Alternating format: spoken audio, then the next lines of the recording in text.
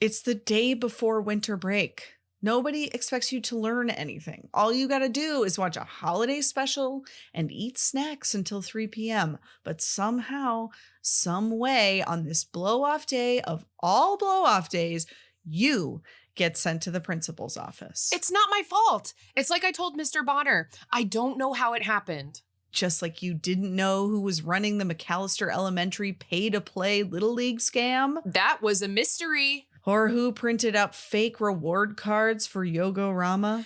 Okay, for the record, yogurt prices are ridiculous these days. Andy, you are smart and charming, and I truly believe there is nothing you can't do if you put your mind to it. But you keep putting your mind to the wrong stuff. You naughty, naughty child. Andy. For the record, this is literally the cold open of the actual movie. Mm-hmm. And this is how you avoid a narrator. Yes.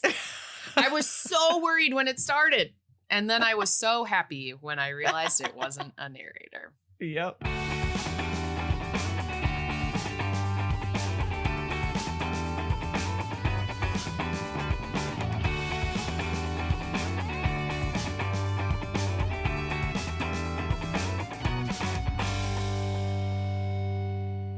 Hey, Val. Hey, Al. Welcome to D Commentaries. Thank you. Welcome to you and welcome to our listeners. Today, we're talking about the Naughty Nine. Yeah, it's Christmas in April, Val. It is Christmas in April. Although, is this coming out in May? I'm not sure. Well, everyone, happy Christmas movie. Happy 2023 Christmas movie. That's right. It came out November 22nd. 2023, and it which did is say interesting. in the beginning a Disney original movie. It did. This is and you're listening to Commentaries, which really we could get a completely different set of audience now, Val, by continuing to say that. It's true, but I don't know. Here we are.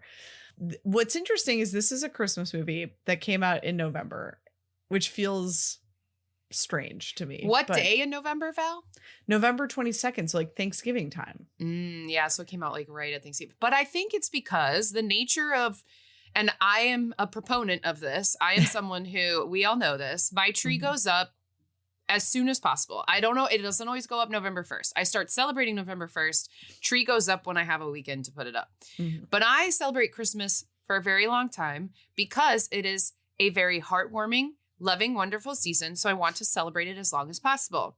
And I think that the entirety of everyone is also starting to adopt that practice.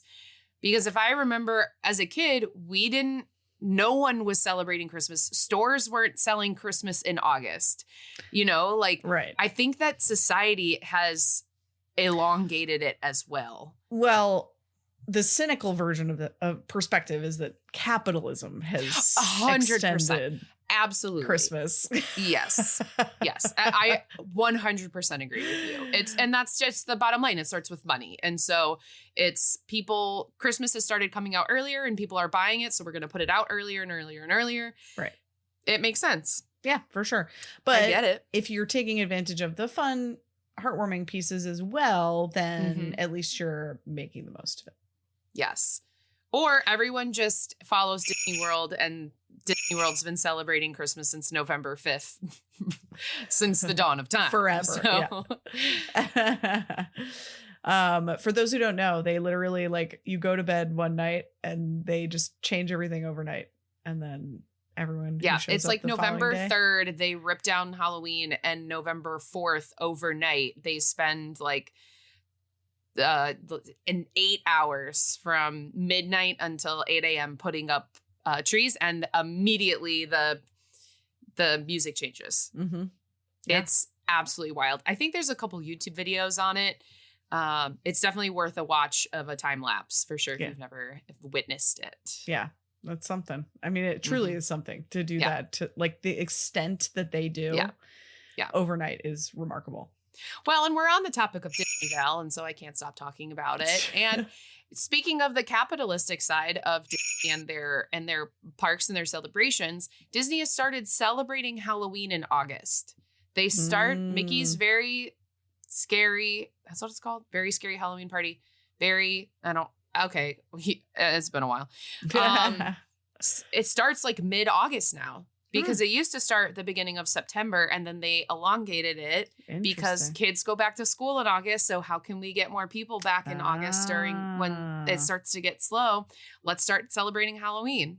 Interesting. I will say Halloween is one of the better times to be at Disney. It's fantastic. But it's very interesting. When I worked there in 2013 and 2015, I don't think it was August. And then now you can go dress up for a Halloween party in August. Interesting. And they're so expensive. It used to be like $70 and now it's $125. Huh. Mm-hmm. Huh. Well, there you Meanwhile, I'll be there next week. And I'll be there in July. Awesome. So we're part of the problem, and that's our job as millennials. Millennials and also technically Disney micro influencers. Yeah, I'll take it. I think we can call ourselves micro influencers. Can you tell we're stalling? The Naughty Nine, as I mentioned, came out November 22nd, 2023. It was directed by Alberto Belli. I'm sure he just goes by Alberto Belli. Belli, Belli. Yeah, so definitely Italian, but still, I was probably having a little too much fun. He doesn't have like a ton of credits, but one I guess notable one is that he is directing Dora and the Search for Sol Dorado, which I think is like a newer Dora movie. And then it was written by a team, Jed Elenoff and Scott Thomas, who had identical resumes. Some of their notables are Randy Cunningham, Ninth Grade Ninja, Best Friends Whenever, Raven's Home, and Wizards Beyond Waverly Place. Cool. The cast is as follows. Winslow Fegley played Andy Steele. He's also in Fast Lane, spelled Layne. So I'm assuming that's a name. 8-Bit Christmas, so another Christmas movie. And nice. Lyle Crocodile. Oh, fun. With singing Shawn Mendes. Mm-hmm. Camila Rodriguez played Dulce Gutierrez. I immediately recognized her because she's in Daredevil Born Again. Oh, which fun. is a Marvel thing. Nice. And you know all about that. I do. She was in like 2 episodes last season, but she's much more prominently featured this season. I have not watched this season yet because we're trying to wait for like a few episodes to come out so we can kind of binge. But I know because I watch like videos about trailers and stuff. Cool. Yeah. So good for her. She's nice. Great. Yeah. Derek Thieler played Bruno, the pilot. Did you think he was hot? He's so hot. And that's what watching modern DComs is going to be for me is hot dads or hot pilots. Yeah. And I think that's fine. I think that's where my lane belongs now. For sure. He was in Baby Daddy and like the show Baby Daddy. I think he was one of the leads because he that's where he was in like 100+ episodes. Oh yeah, okay. I was like, I recognize him from somewhere, so that makes sense. Yeah, and then he was in 68 Whiskey, and then actually this movie was his last credit. So I don't know if he's like taking a break or he just hasn't gotten work or what, but okay, like he's funny. He seems funny, so yeah. I hope if he wants it, that he gets more work. Yeah. Derek McCabe played John Anthony Dizon, which I think is a funny last name to give a designer. Yeah. Dizon. He was in A Wrinkle in Time and Home Before Dark. Clara Stack played Rose Wingert. I think, is Rose the one who likes animals? Yes. Yeah. She was in Hawkeye. Marvelous Miss Maisel, Welcome to Derry. She had a pretty big resume, but like one episode of everything playing like young so-and-so, so-and-so. Like every single thing was like nice. That. Well, she's working. Yeah, for sure. She's cute. I thought she was really sweet. Anthony Ju played Louis Sobong. He was in Bossy Bear and Left Arm Treasure Society. Obviously, these folks, being children, don't have as long of resumes yet. Yeah. But they're on their way. Yeah, exactly. Like if we revisit this in 10 years, they might have really long resumes at that point. Aiden Elijah played Albert Reyes. He's the little cute one. Mm-hmm. He was in Morphle and Blaze and the Monster Machines. Imogen Cohen played Hyun Soo. She was in the Fairly Odd Parents, Fairly Odder, which I don't know if that's a movie or Is what. that a live action? I don't know. Yeah, the Fairly Odd Parents are animated, but the kids are not. Oh, okay. So like a Roger Rabbit kind of situation. Yeah. Madeline Kellum played Laurel Steele, Andy's sister. She is in Full Out 2 and Adventures of Rufus, the Fantastic Pet. There's a lot of like voice acting peppered in here along with live action, which I guess makes sense. Liu Aberry played Bethany, the other gymnast. She was in Blues Clues and You, Lock and Key, The Boys, and Lila and Loop. Cool. And then finally, Danny Glover. Okay. Played Santa. Okay. In the most random appearance of all time. He was in, if you don't know, The Color Purple, all the Lethal Weapon movies, Angels in the Outfield, my favorite of his movies, Beloved, The Prince of Egypt. I didn't know that, but he was a voice in The Prince of Egypt. I have to do another Google to see who he is. He was in The Royal Tenenbaums, Dreamgirls, and Jumanji: The Next Level. Prince of Egypt, he plays Jethro. I don't know who that is. Oh, well, we'll have to watch Prince of Egypt and figure it out. I mean, I listened to it. It's on my Broadway playlist. Nice. Okay, that is the cast. The synopsis is as follows. Andy, a mischievous boy, discovers that he is on Santa's naughty list. He forms a team with other children from the list to claim their gifts. Yeah. Yep. Sure. Mm-hmm. It could also be Ocean's 11, but with kids on the naughty list. Yep. This is the second movie in a row that was just a straight up, like almost shot for shot remake of a grown up movie. Yeah. Like that was apparently their new approach with these DOMs is just rip off an adult movie that people like. Yeah. Is this based on a book or an original screenplay? It didn't say.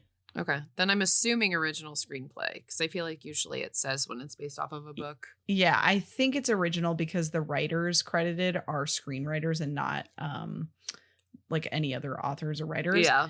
And also for this reason. So the two schools mentioned in the movie are McAllister Elementary and Griswold Middle School, which are both like winks at other Christmas movies. That's fun. Didn't even clock that.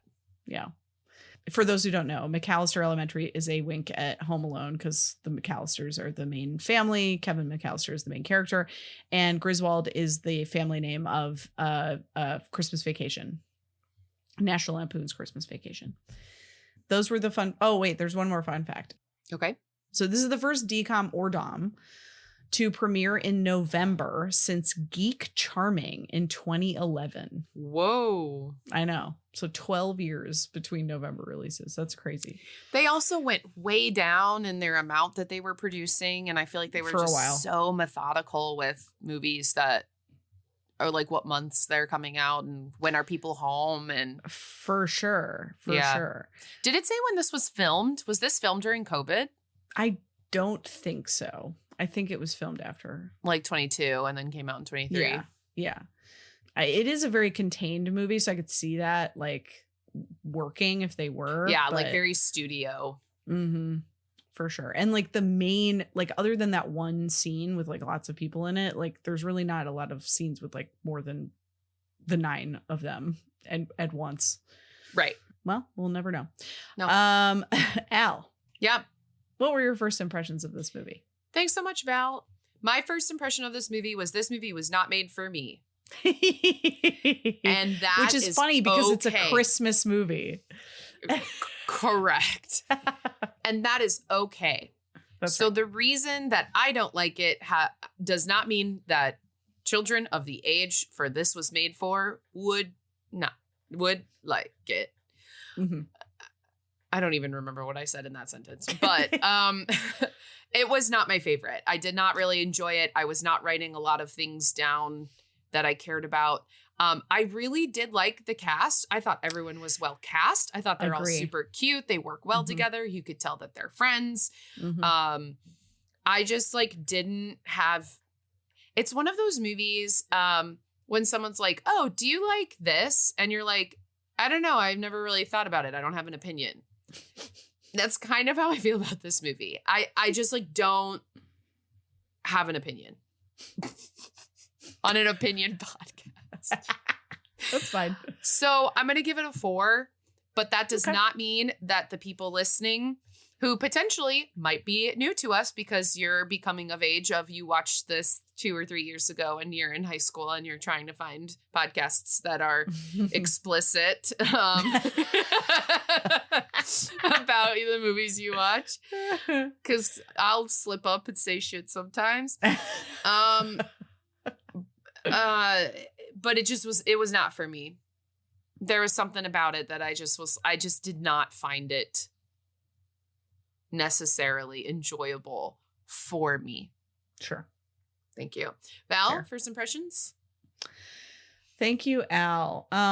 Yeah, I think I agree, hard agree. This is not for me. Now, I will say this, like watching this movie did not feel that different from like watching some of the other DCOMs that we've watched. Like it didn't, you know what I mean? Like it didn't feel like it was just so far removed from me compared to some of the other ones. Mm-hmm. With that said, it had a problem that I've identified before in certain DCOMs, which is that there is I have no problem believing that there is an actual Santa's village at the North Pole. Like I am fully capable of suspending my belief to see that. What I have a much harder time believing is that these middle school kids still believe in Santa.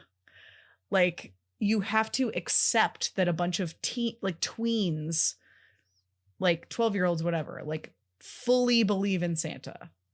Like that to me is ridiculous. And like, I'm sure there's like the odd 12-year-old that still believes in Santa, but like me in 6th grade. Fair. But for literally all of these kids to fully, especially Andy, who is like a cynic by trade, like there is no way. And like, there is a way to write this movie where like somehow he like finds out that, you know, like he doesn't believe it. And then he like finds it out. And then part of this process is like having to convince all of these other kids that Santa exists as well. Right. Like to me, that would be so much more believable and interesting than just like all of them sort of weirdly just already believing that Santa exists. Yeah. So that's just like that right off the bat was just really like distracting to me because like, or just make them younger. Or make them younger. Sure. Absolutely. So that was kind of like whatever. And then literally my third note is, so now this is just Ocean's 11. And I love Ocean's 11. I think Ocean's 11 is a great movie. It's one of those movies that I can watch. Like if it's on TV, I will sit and watch it. Like it is to me a very fun watch. And the shared element with this movie is, to your point, Al, the actors are great. I think these kids are great. They're good at their jobs. They're good actors. They're fun. They each embody their characters really well. So like I wasn't distracted by watching them play this out. But the story itself was just kind of, I was like, you need to make this more than just a shot for shot remake of another movie for me to be interested in watching it.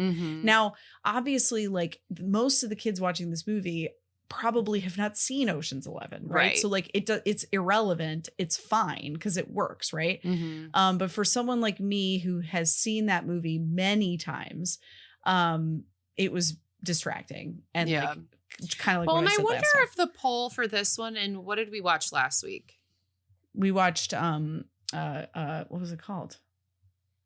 The one that was a hangover. Slumber the sleepover. Party. The slumber party. So I wonder if it's an idea of them putting these movies out for a new generation who are going to watch these movies with their parents.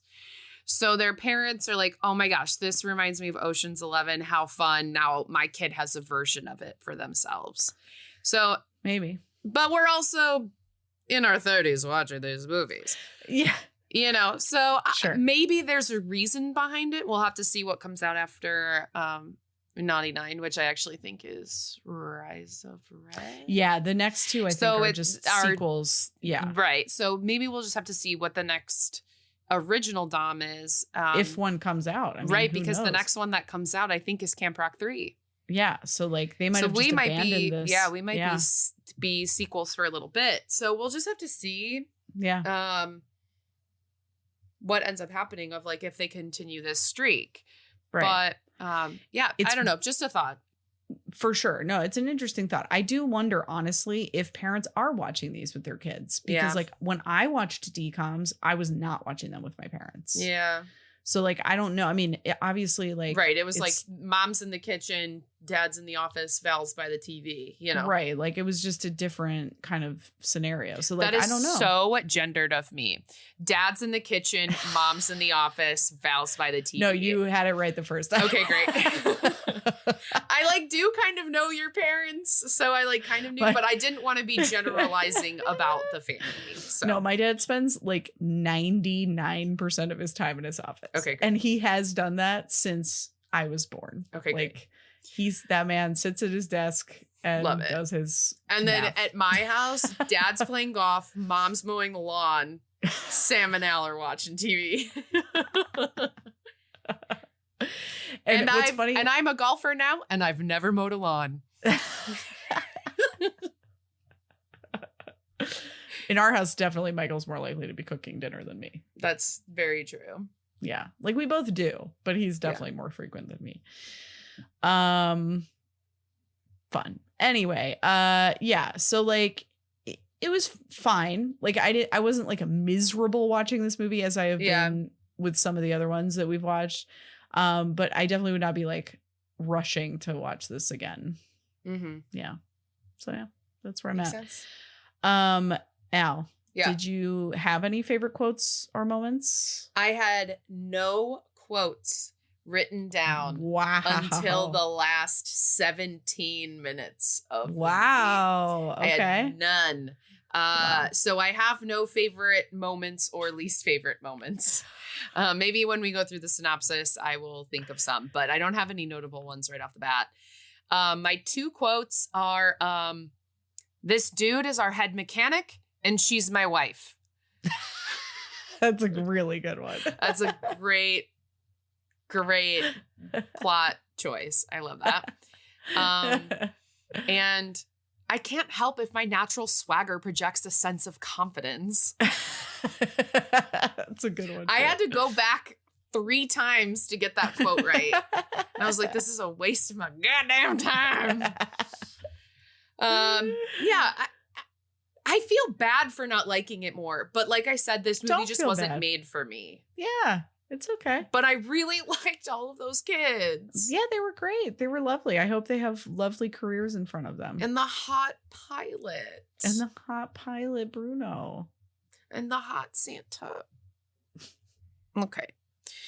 Val. Al. Favorite quotes or moments? Or at least. Yeah, I wrote a couple things. At the very beginning, Albert goes, "Hurry it up, son. Some of us have places to be." This tiny child. Tiny child talking to another smallish child. Yeah. He's a regular elf Saint Laurent. Yeah. That's good. You are weird, but like cool weird, which I would have loved to have heard growing up. Yeah. My I think my favorite like moments or like ongoing thing was like the dynamic between the siblings, Andy and Laurel. Because they're really the heart of this movie, right? Yeah. Like their relationship is the center of this movie. And I think that there's like a couple moments where they interact that are really like heartwarming and feel really genuine. And the way that they fight at the beginning feels very authentic as well. So I like kind of the growth and the arc that they were given in this movie. Least favorite moment, there was another fart joke. Oh yeah, I didn't like that either. I kind of pushed that to the back of my head. I was really worried there was going to be a barf moment, and there wasn't. Yeah. And I was really, really worried. And thank goodness they did. Are you talking about Lewis and the thing? No, when they're spinning around the like statue. Oh yeah, okay, yeah. And they're like, I'm not feeling so good. It's like, please don't let the gag that you throw up and it gets into the attacker's face. Yeah, and it wasn't. So that's my favorite moment when it didn't do that. There's also a moment that obviously you would not have cared about, but I basically wrote Albert pulled a Legolas, and if anyone, and actually, was it Albert? Yeah, it was Albert. And if anyone has seen the Lord of the Rings trilogy and this movie, they will know what I'm talking about, and I'll just leave it at that. Cool. Alan, unless you have anything else to talk about, we can just... I feel almost weird saying something about taking tops off for this one because it's so children focused. Yeah. Maybe we have to retire it.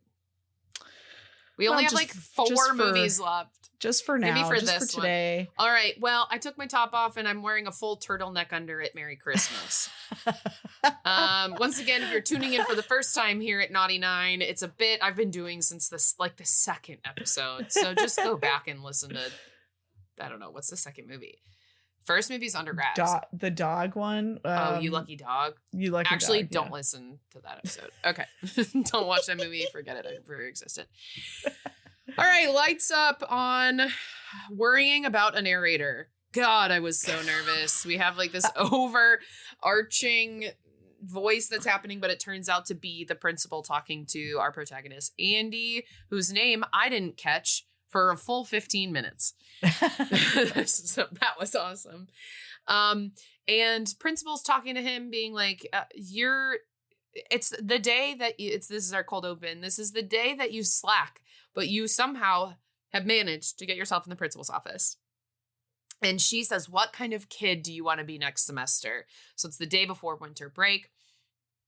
And throughout this entire conversation with her, he was pulling a prank on her. So he's a prankster. He's a schemer. He is a heist man. This is something he does all the time, and you don't even realize that he's doing it. So we kind of go back through his conversation with her, and he was pulling a prank. He gave her a hug while crying, and he confiscated the key from her jacket, and then he recorded her saying like, today's the slack off day, and then he like cut it together really quick and put it in the assembly, things like that. So then he walks up to his friend Dulce, who's his best friend, and we have a stealing montage. So essentially they are trying to get into the confiscation closet, and the confiscation closet is the closet that has prohibited items that you're not supposed to have at school that will sit there until the end of the semester, and then they get donated. So they're trying to... Val's eyes got really big, like, no, not donated. So they're trying to get these items before they get donated and give them back to themselves and all of the kids in school. So then everyone gets out of the auditorium, and the teacher's like, whoa, whoa, whoa, where's everyone going? And so she is pushing a tray with a bag of stuff, and another teacher is pushing a tray with a bag of stuff, and they switch the trays. And then there's a switch again, and then another switcheroo, and then the bag gets thrown out, and then somehow hijinks ensue. and they almost get caught, but then they're like, no, we're bringing cookies to the faculty for working so hard. And so they're really good schemers. But then essentially they get the bag, the janitor took it outside, and they stand in front of it, and they are having kids pay them for their items back. So, hey, we heisted this bag out, so give us $5 to get back your Game Boy, because they have those in 2023. And we see cute little Albert, and then also, just to continue the Ocean's 11 comparison. Yep. Andy and Dulce are basically George Clooney and Brad Pitt. Oh, Like, okay. if we're sort of doing the comparison. Yeah. Have you seen Ocean's 11? That's so funny. I was just about to mention I've seen it one time in 8th grade. I visited my cousin at Purdue for the weekend and spent the night, and we watched it in her boyfriend's dorm. Wow. Yeah. So I'm sure you were like super focused on it, too. I remember liking it. I just don't remember anything about it. I was just like, oh my God, I'm in college. I'm in college. Val, if you want to keep telling everyone where the Ocean's 11 things are, please feel free, because I will. Yes. Yeah, she's like, I'm gonna cut you off. Okay, cool. So then we have a heart-to-heart with Dulce and Andy, where I wrote Guy BFF because at this point I did not know his name. And they're talking about gifts from Santa and how excited they are to get their game console and their archery. And all right, this is the last day I'll see you. They live across the street from one another. Cool. Then it's Christmas dinner, not Christmas dinner. I'm so sorry. It's just dinner, and he's with his family, and his sister calls him out. So this is where we see the original relationship between Andy and his sister Laurel, and they are definitely at odds. They do not like each other. They, she's the good girl, he's the bad guy, but he is the bad guy, capable of convincing his parents that he is not the bad guy. So that's why Laurel gets so annoyed with him, because she's like, what the heck? Like, you are clearly a fraud, but you are making everyone believe you're not. Also, I thought it was kind of interesting. I couldn't tell which of them was the older sibling. And I just thought that was fascinating. Yeah, it seemed to me like she was older by 1 year.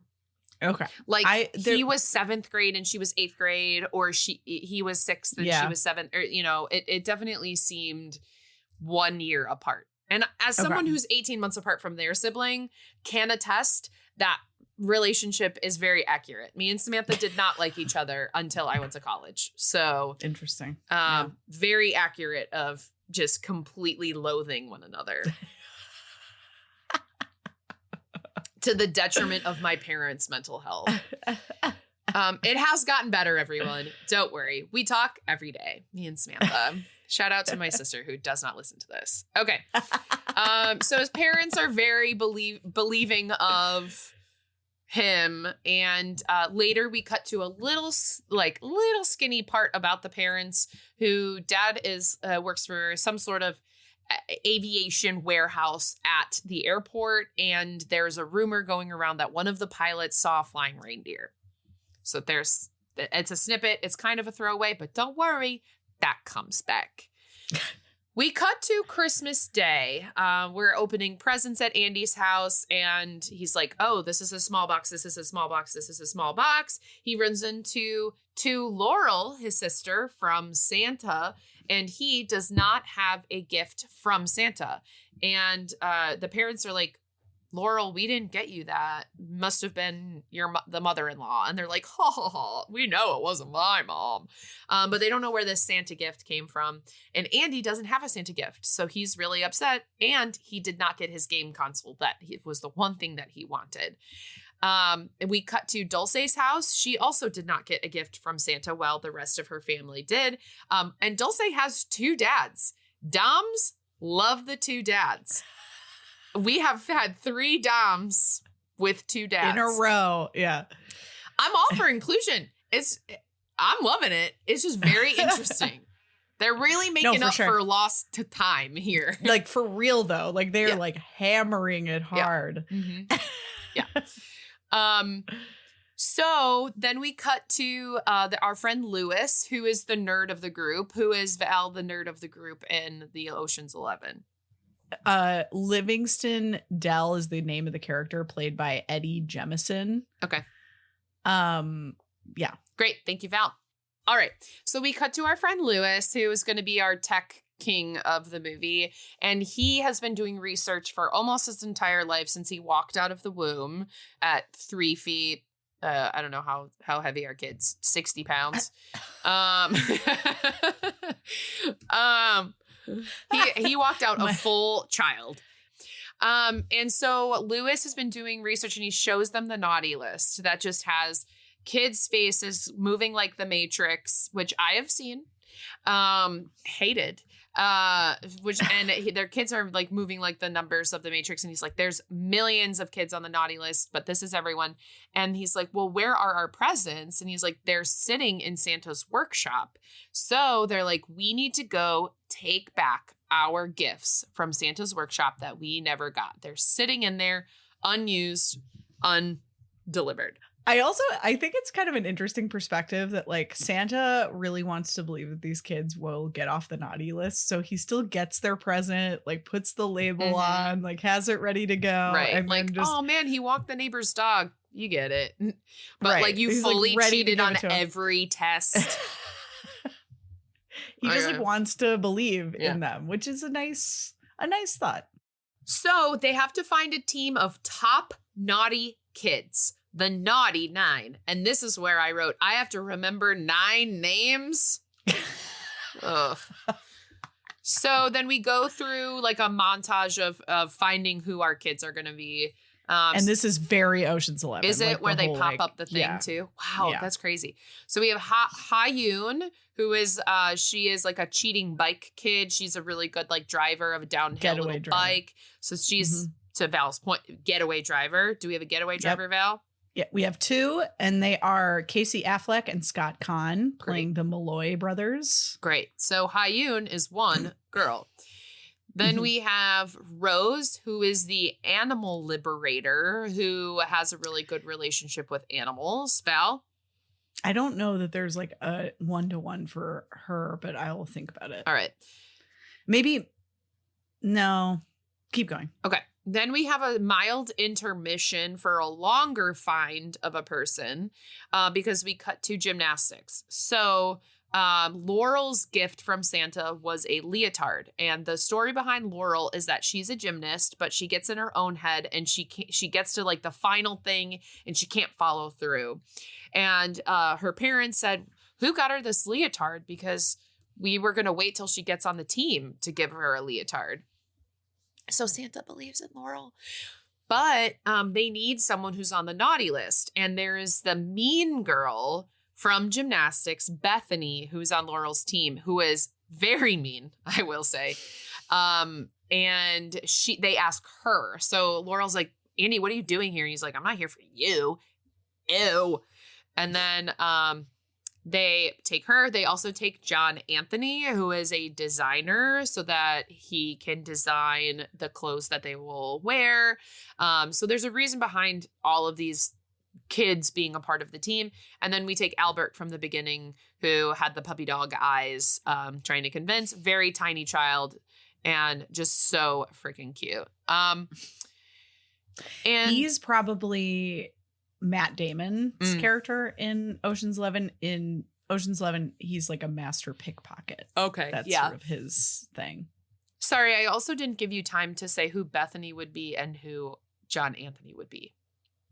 Yeah, I was trying to think, like, I don't know if there's a 1-to-1 for them. Like there's definitely like, I'm sure roles that like would make sense to compare them to, but there's definitely, well, Bethany. So Bethany is probably Yen, who's this, I mean, he's basically also a gymnast. He's like a contortionist and like a gymnast. So that's an easy one.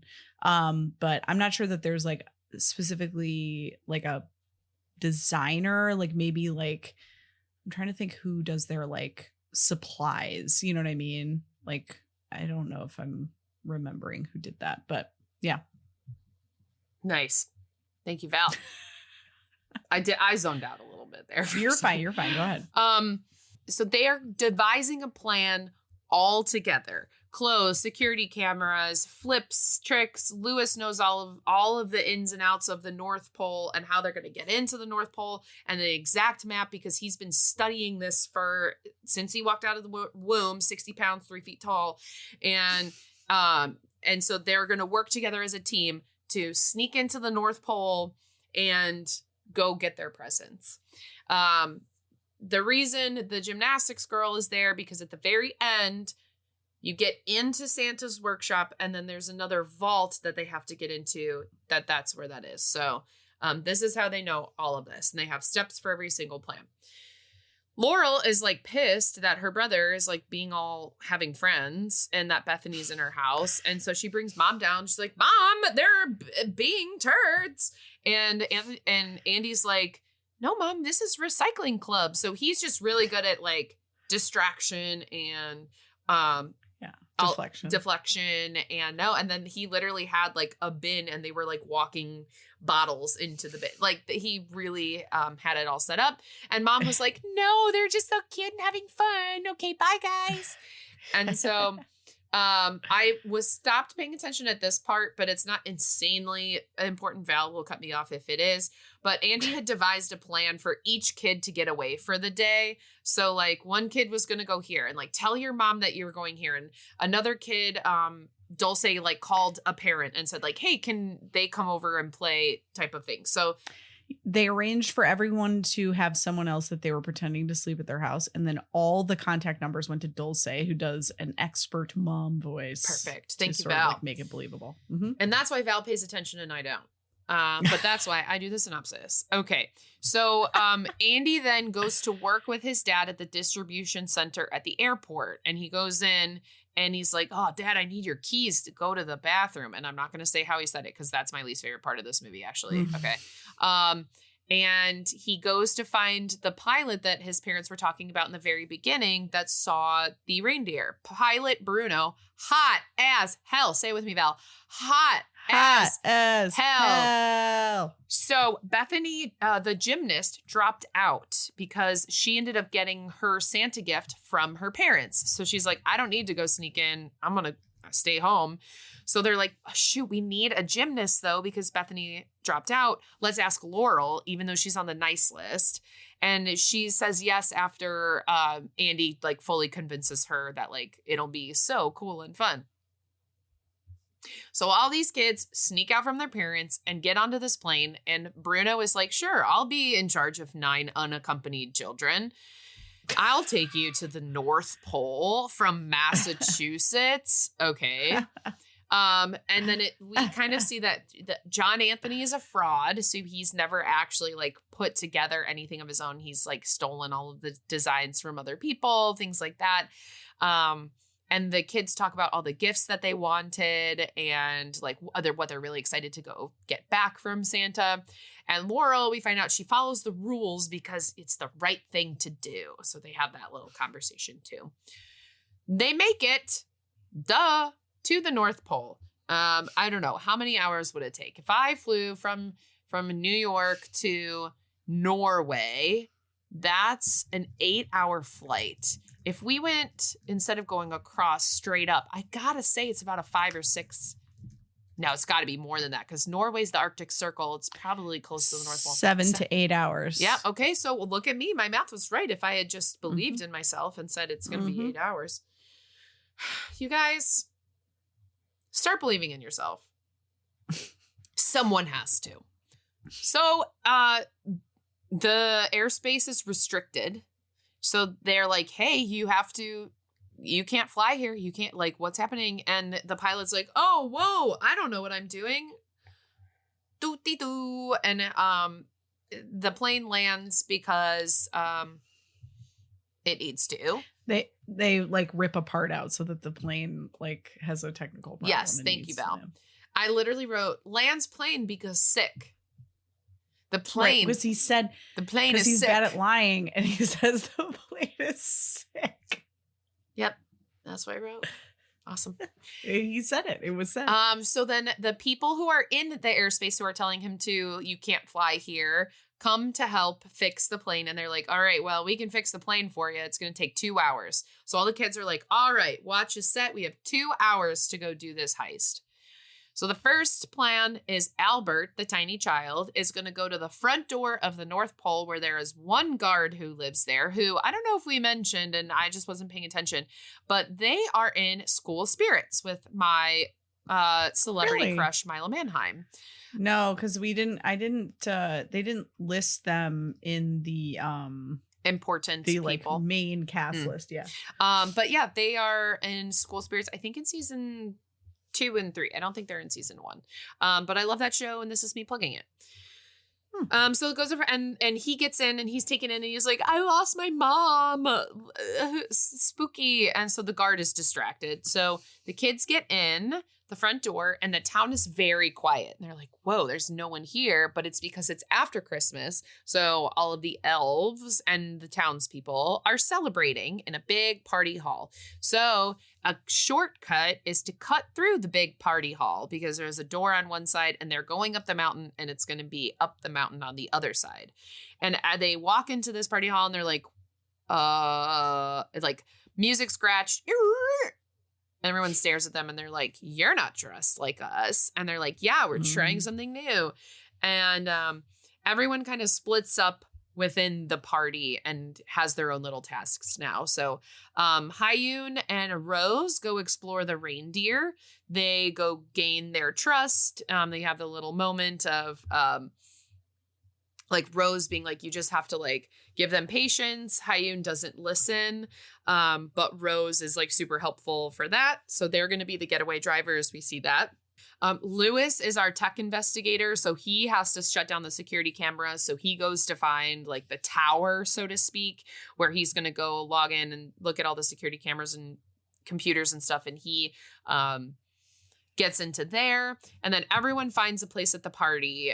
John Anthony finds the fashion people. Dulce ends up singing musical number, and then Albert is at the guard's place, but then the guard falls asleep, and so Albert can kind of, do whatever there, make sure that the guard is distracted. We have a conga line, don't know why, and then Lewis watches them escape. So he's like watching on the computers, and he's like, okay, no, so I have to turn off the security cameras now because now they're really in it. But he couldn't turn them off because one of the actual elf security guards comes back to his desk. And so Lewis has to hide underneath and gets really scared. The kid and drops his walkie-talkie and he's hiding behind a vent grate. And the other kids get to the workshop, but they can tell the security cameras aren't off because it still has the light on. So they start snowballing. And I was going to say Aiden. Andy misses. He fights with Laurel. Laurel misses. And then Dulce gets it on the first try and is like, you guys suck. And they get in and they see the naughty list. And the naughty list is like a old subway like the tickers flipping and like everyone's sign. name on there, and they like see their own names and they're all sad and they're like, well, we're on there. And at that point, I don't think Laurel is on there. No. Yeah. So Laurel is still on the or nice Lewis. list. Yeah. Or Lewis. Yeah. Lewis is not a naughty yet. He's just obsessed with the North Pole. Yeah. So then they get into the cave where the naughty presents are being held. They get to the workshop and then it's behind the door and it's in a cave, but there's a special bridge that needs to be raised to get them across to get to the vault. And the only person who can get over there is a gymnast. And Laurel's like, I can't do it. I'm sad. And they're about to walk away. And Andy's like, no, you can do this. You're better than Bethany. And so she does it as they're like about to leave. Awesome leotard, will say. The like ombre that she was full wearing. length. Yeah. Super cool. But then they can't just open the vault. There's another trick that they have to pass, another challenge, another trolls. You have to go through the boy's soul to get to the trolls. It's Always Sunny reference that I'm butchering, and that's fine. The people who hear it will know, and that's for you. Okay, so the vault, to open it, has little pictures on it, and it is, you guessed it, the 12 Days of Christmas. They have to sing the entirety of the 12 Days of Christmas in order to open the vault, and they can't mess up. I really was hoping that by the time they got to like 10, one of them would mess up and they'd have to start all over. But we didn't really need to listen to that song more than they already played it, but it just would have been funny. And it's possible they did because they were like cutting. Yeah. So we don't know what actually happened. We have a Hyun and Rose scene of getting the reindeer out. And then Lewis, because he lost his walkie-talkie, the security guy heard Andy try to connect with him. And so he looked down and he found the walkie-talkie. So he's like, oh my gosh, someone's here. Then we cut to the plane. The plane is ready earlier than the 2 hours that was set. And so now they're on an even bigger time crunch. And at the same time, the kids get into the vault and they get all the gifts they wanted. They take all of the gifts for all of the 9, or all of the 8. And then Laurel takes Bethany's gift of a phone, even though Bethany already got her gift. So we kind of see Andy also be like, why did she do that type of thing? So now we got our gifts. We're ready to go home. They steal the reindeer and escape in Santa's sleigh. Lewis and Albert get left behind at this point, and they get caught by the security. But then Dulce uses the arrow that she got from Santa to get a fart joke out of the blow up reindeer that ends up falling in the face of a couple of the security guards. And then they like get rid of the attackers for a little bit. That's when Albert pulls a Legolas. Yeah. Oh, yes. And they get trapped. They get trapped by the security. They're like in a corner. And then Lewis was trying to escape a different set of security and got himself into one of those clear rolling balls that is a big ornament. And so instead of just exiting the big ornament, he continues to stay in it and run away. And then he runs into the very large statue of Santa, and the snow Santa knocks over and covers all of the security that had been chasing after them. And this is where they go pick up Albert, and I think this is where he gets on, because they go pick up the doorman, and because he trapped the door person inside. So they were still sleeping, but then when the alarms went off, Albert was like already on it, and he escaped. So I think that's where he did the Legolas. Sure. And Laurel took Bethany's phone, and she's like, let's all take a selfie. And Andy's like, where did you get that? Why did you take that? And she's like, well, she already has one, and like I came all the way this way. I like should have a phone. Yeah, she basically says like, well, you taught me that, you know, as long as you don't get caught, it's fine. So like, what difference does it make, kind of thing. And he has this moment too where he's like, man, my sister's on the nice list and I'm like corrupting her. So that's where he kind of has that like turn of mind, which is very important for the next scene, because the plane is now being forced to take off. They're like, you gotta go, you gotta get out of here. And so none of the kids are on it. They are still on the reindeer sleigh.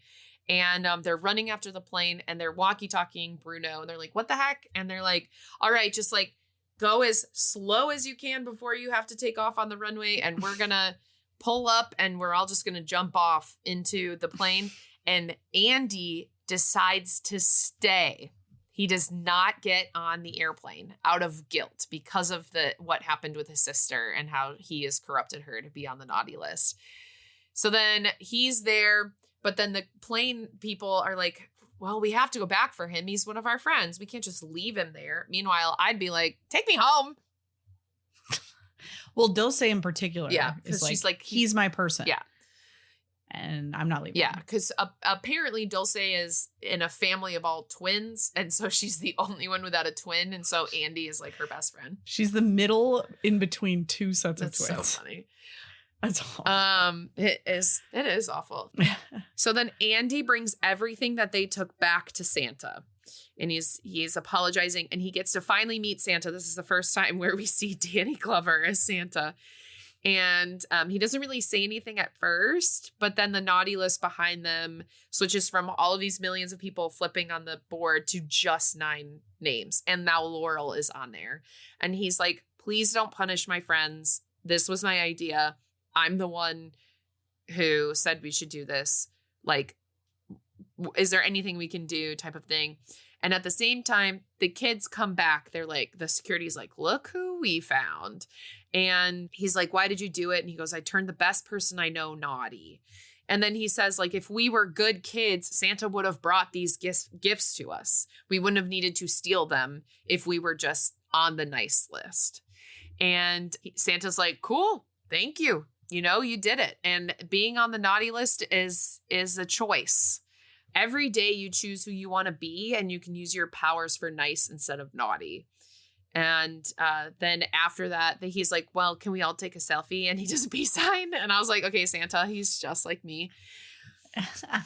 So then they fly back. Everything goes back to normal. And they're, walking down the street and they're like, I can't believe we got away with that. And they're like, our parents didn't even notice. And then Dulce's parents are like, where have you been? So they're like, oh. And then Andy and because she didn't even bother to make like an alibi or anything. She's just like, it's like they won't even notice. Yeah. Andy and Laurel are friends now. They have a little heart to heart and they're all chill and cool. We then cut to 1 year later and Andy is called to the principal's office and they're like, what the heck? It's almost Christmas break. Like, I didn't even do anything. And he's like, Principal Bonner, or whoever it is now, because the principal is different than last year because she retired.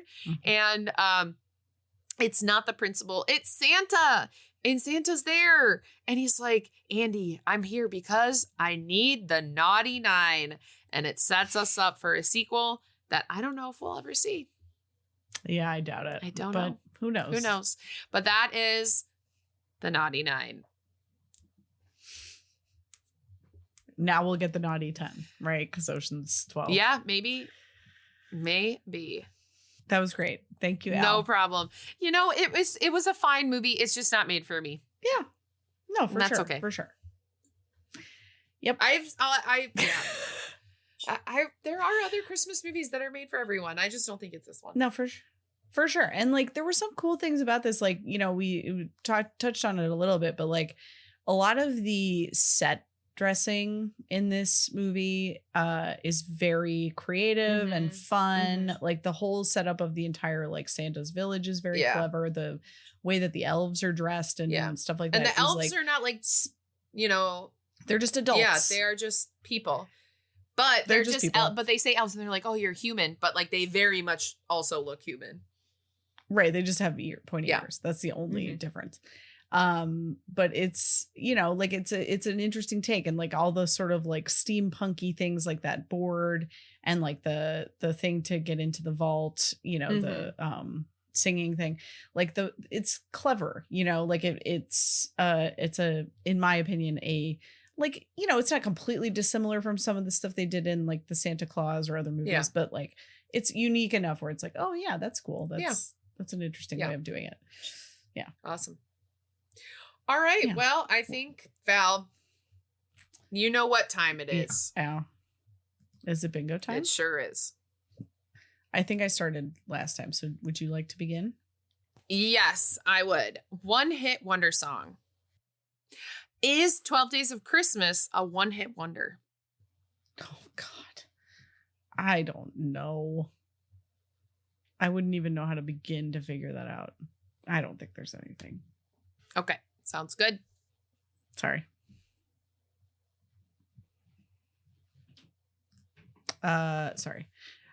Breaking the fourth wall or looking into the camera. Did the principal in the very beginning? If we get this wrong, someone's going to make a comment on our podcast. I don't care. I did not see it. Okay, great. Holiday themed! Yay! Maybe our last one ever.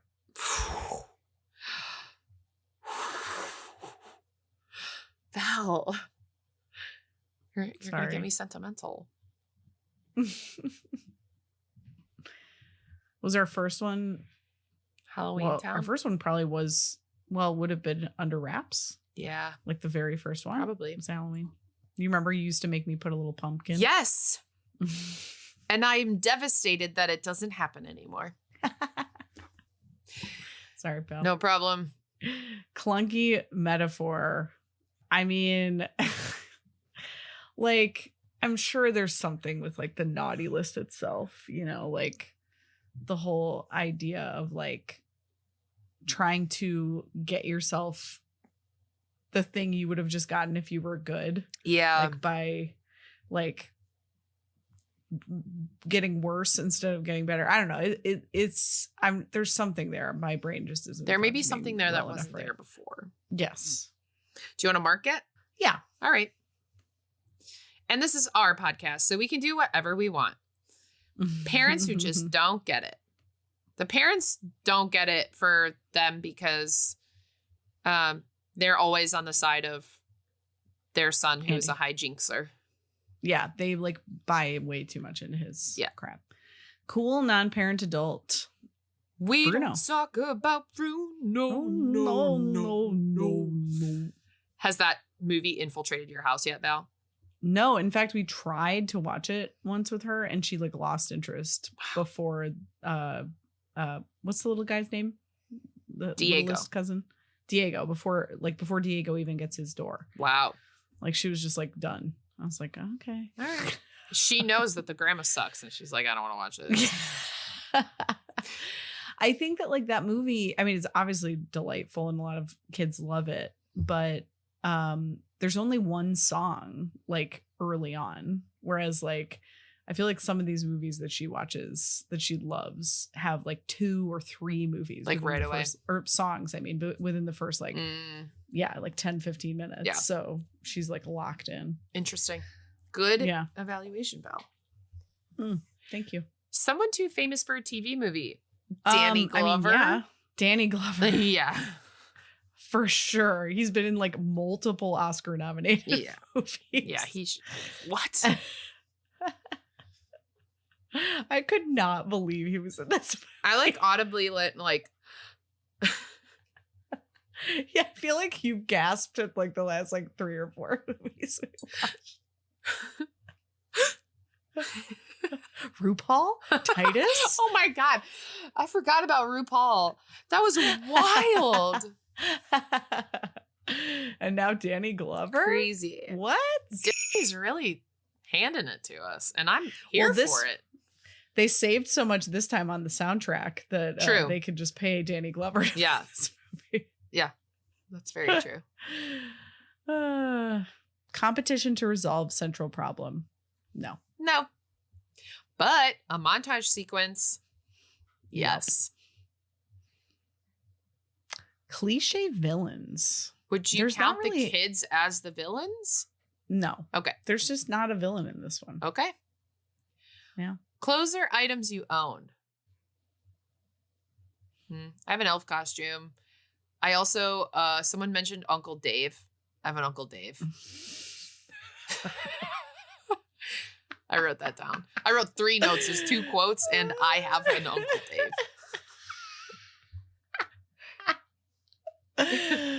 I just want to cut it because of that. Yeah. Great. Rotten Tomatoes 40 to 60.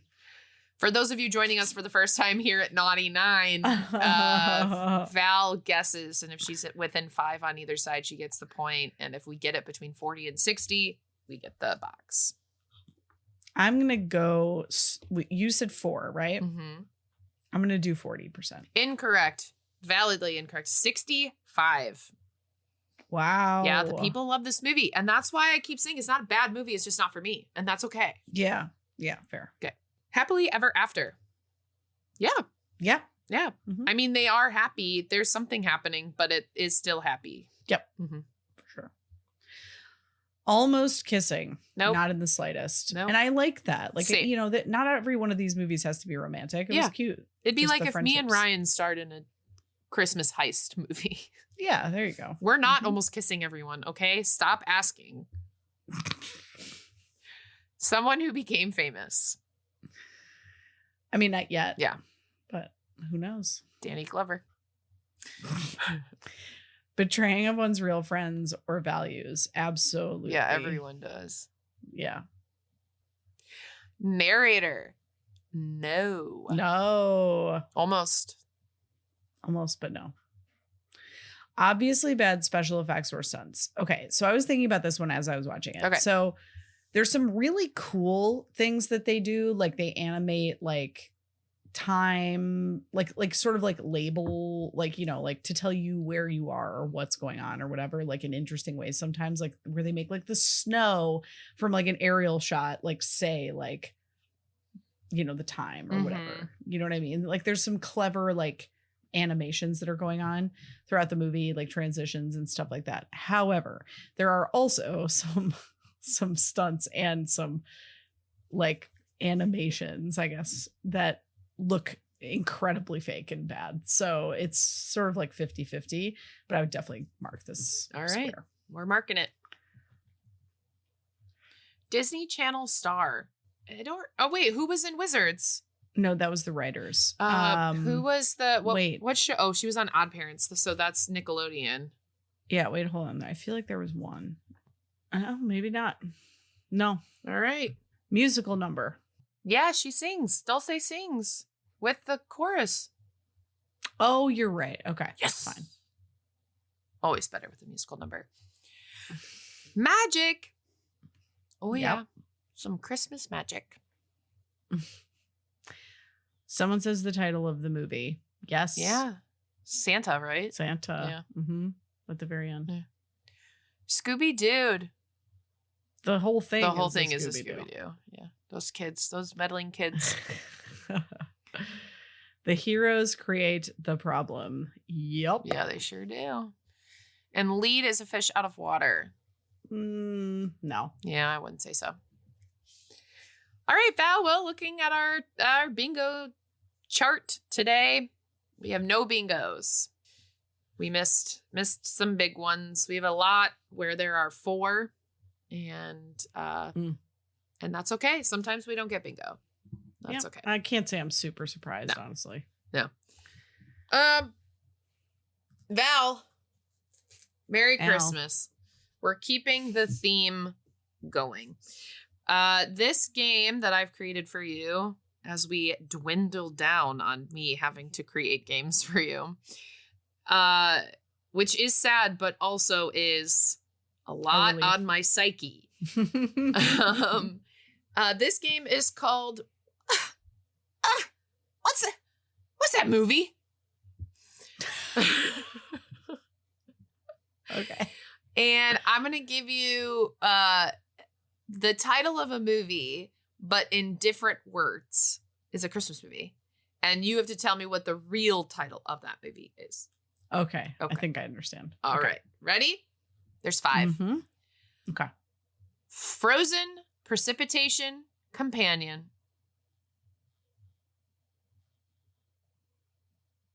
Frozen, Precipitation, Companion. Companion. Snow friend? Who's a snow friend, Val? Frosty the Snowman? Yeah! Oh, okay. I wasn't sure if it was going to be like a 1-to-1 like words. You know what I mean? I did what I could.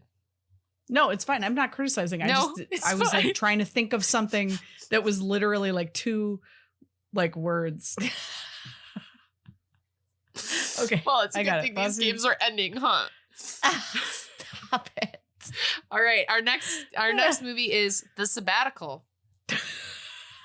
The Holiday. Yeah, had to do it. Had to mention it. Can't do a Christmas episode without me mentioning my favorite Christmas movie. And honestly, probably favorite movie. Here we go.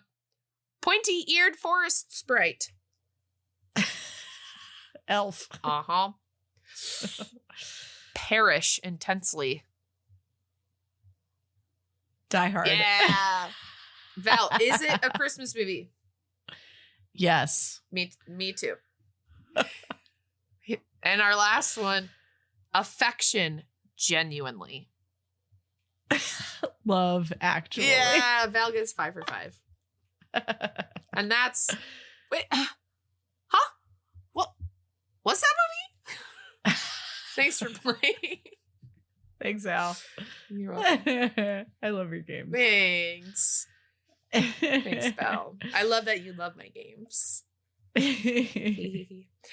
Val, what are we watching next time? We are watching Descendants, Rise of Red. This is going to be fun because this is a 2024 movie where the last time I went to D23, they were advertising it. And so I'm excited.